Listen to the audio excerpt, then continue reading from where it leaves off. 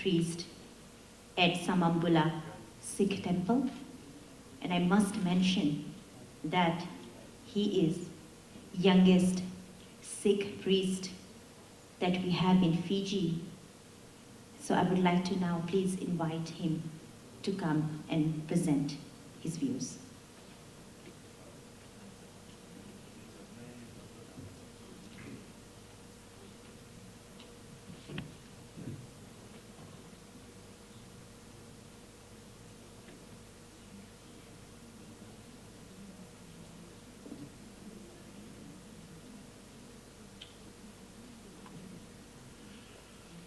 वाहिगुरु जी का खालसा, वाहिगुरु जी की फतेह, namaskar sabhi ko. The topic today here is quite interesting, organizations serving the community.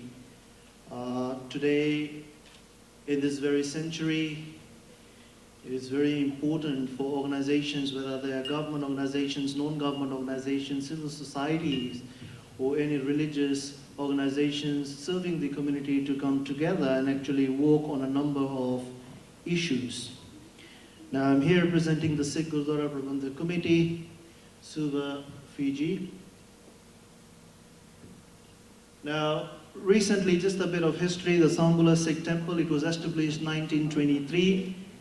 We've had about 96 years of existence. The location is 2 Moala Street, Samambula. Now it has become a national heritage due to 96 years of existence. And recently we were undergoing remodeling and integration. We remodeled the whole structure. We brought in the Amritsar structure to Fiji, which is something very iconic. It is a very distinct architecture that we have actually borrowed from Punjab, India. Now, when it comes to organizations serving the community, let's go back to 1904, when actually immigrants started coming to Fiji from Punjab and Gujarat as well. Now, 1904 onwards, this island of Nukulau, if we remember correctly, it used to be a quarantine station.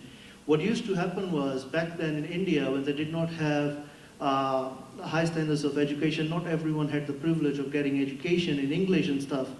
What happened was, they had documents which were not really complete, were not legit. What happened was, the founder of the Samambula Sikh Temple, Sampuran Singh, what he used to do was, he initially transferred that land with 2 shillings from a local resident here, a British resident. They built up a small Gurdwara, a very small building, and then what he used to do was actually receive these new immigrants. There used to be about 500 immigrants in one ship at a time, and then 22 ships came along, so you can imagine the number. And he used to actually do the documentation for them and then bring them to Samambula Gurdwara, have them settle there, and then look for work for them, and then distribute them across to Lambasa, to Ba, Tavua, Lautoka, Nandi, and all these areas. So that's where the actual service started back then, when new people started coming to Fiji, and they were completely strangers here. We also do have a preserved reservoir there. This reservoir is actually underneath the Samambula Sikh Temple building. If you just dig, like not even a feet, a half a feet, straight away you will enter into a vacuum. There's no soil there, there's no sand there, there's no rocks there, and it goes deep like 15 meters. It's all water, and it's been 96 years. That reservoir has never gone dry, and the Samambula Gurdwara building hasn't sunk even an inch. What used to happen is, when you used to get cyclones and hurricanes, back then when we had PWD, Public Works Department, they actually used to fill up their tanks and distribute water right up to Waila. So that's again Seva. Veneration of Holy Scriptures, this is something we try to bring out to the community. We have our Holy Scriptures, we have the Bhagavad Gita, Ramayana, we have the Quran Sharif, we have the Bible, and of course the Guru Granth Sahib. What we try to reach out to the community with is, how can we actually respect our scriptures? There was an incident that I came across. I was just walking along the streets in Suva City. I met someone from a particular faith. He wanted to invite me to an event. He wanted my number. I gave him my number. Incidentally, his mobile had lost its battery, so he wanted to write down my number. He took out a pen. He was holding on to a holy scripture. He just overturned that book and wrote my number on that. That was an incident. So what we've started doing from then is, we're actually trying to reach out to the community, whichever dharam it is. All our holy scriptures carry a significant value, and it carries a certain amount of respect that we can actually give it. With regards to our general services, we have Sunday services, of course. We have Kirtan, Katha, Ardas, and Hukumnama, and obviously we rejoice in the name of the Lord. And then Sunday Langar and Pangat, that is the Sunday free kitchen. Evidently you may know that Harmandir Sahib feeds 250,000 people within 24 hours, and if it's a holy occasion, it feeds 500,000 people on a single day.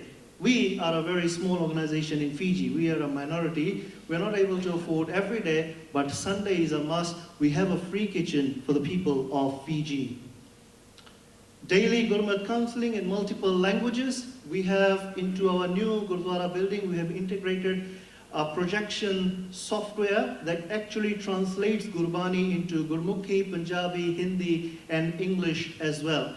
So anyone needs counseling, we have a concept. I attend to them, but I do not give them my subjective views.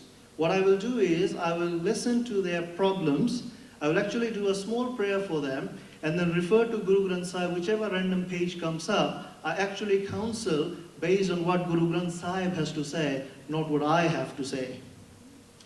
Saturday kids programs, we do harmonium, tabla, kirtan, Punjabi, Gurmukhi language, as well as practice of selfless service. We try to involve a lot of kids. These days, it's very difficult to discipline kids into doing household chores. So we start with something basic. They start doing some chores in the Gurdwara, and that's the culture, the discipline they take back home. Anand Karaj, marriage facilitation for poverty-stricken families. There are families who cannot afford big weddings. We facilitate for them. Likewise, if they cannot afford a funeral service, we accommodate them as well. With regards to interfaith, interreligious dialogue, Interfaith Search Fiji, I'm actually the associate chair of Interfaith Search Fiji as well. What we try to is bring people from all faith groups together once a month and have discussion on very interesting topics like ethics, climate, violence, and then we share what the scriptures tell us. One of our projects is also climate action at 2 Moala Street, Sambula. What we've done is, you must have noticed right up the Ratumara Road, there's a huge piece of land, the steps going up, the 35 prestigious steps. There's a lot of vacant land there. What we have transpired that into is having a lot of gardens. We'll have a lot of gardens because if you look around Suva City and Nusori and Nava, everywhere there is construction. There's so much construction. Give it 10 years, you'll just notice buildings and dwellings. So we want to preserve some form of nature. We want to preserve greenery, and that's what we have allocated that land for, climate action. Likewise, our Fijian delegation to World Hindi Conference, we are actually big supporters of accommodating global Hindi and Indian culture, and we are trying to always work with the High Commission of India as well, likewise IEEF as well, in whatever ways we can. The Election Vista program that we had recently in 2018 elections, there were 5 people and 5 organizations that were actually selected to witness the national elections, witness and then go back to the community and educate on the modern election systems. Like we have noticed over the years, voter turnouts usually go down. There's this carefree attitude that they do not want to be involved in the politics, but we try to encourage people to get engaged in what's going on in our country. So, general elections, there was an Election Vista program organized by Fijian Elections Office. We're actually part of it, and then we witnessed the elections, and then went back and educated our community and others.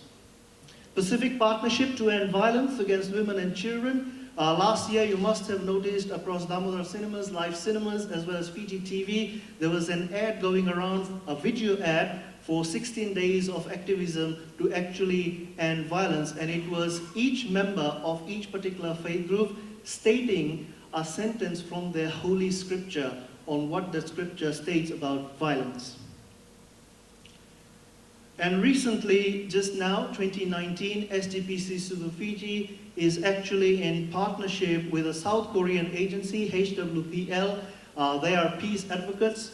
Given the recent crisis in Sri Lanka and New Zealand, we try to do a lot of peace advocacy, but at the same time, we have taken on a new project. In September, we are presenting the Declaration of Peace and Cessation of War to the United Nations General Assembly this coming September in South Korea, and it has 10 articles. Mainly we are focusing on Articles 8, 9, and 10. Article 8 stating foster religious freedom. Article 9 stating promote peaceful coexistence amongst religious and ethnic groups. And Article 10 stating spread a culture of peace. So SDPC Suva Fiji is actually working in partnership with HWPL South Korea to actually present the DCPW to the United Nations General Assembly and actually address the issues that we have currently been facing in countries like Sri Lanka and New Zealand. And ladies and gentlemen, that brings me to the end of the presentation. Given the time frame, I thank you all for giving us an opportunity to actually reach out to you, and have a blessed day, all of you. Thank you.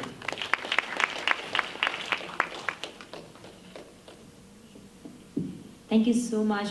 We will all agree, I will say it in Hindi. अभी आपने देखा कि कितने सारे काम इस organisation ने किए हैं. अगर आप सोचें तो कभी-कभी जब आपत्तिजनक परिस्थितियां आती है तो हमारे मिनिस्टर्स से पहले ऐसे ही ऑर्गेनाइजेशंस वहां पहुंच जाते हैं और मिनिस्टर्स को आते-आते कई ज़्यादा वीक्स हो जाते हैं. तो बहुत ज़रूरी है कि हम ऐसे जो ऑर्गेनाइजेशंस हैं उन्हें याद रखें और उनकी प्रशंसा करें. अब आगे बढ़ते हैं.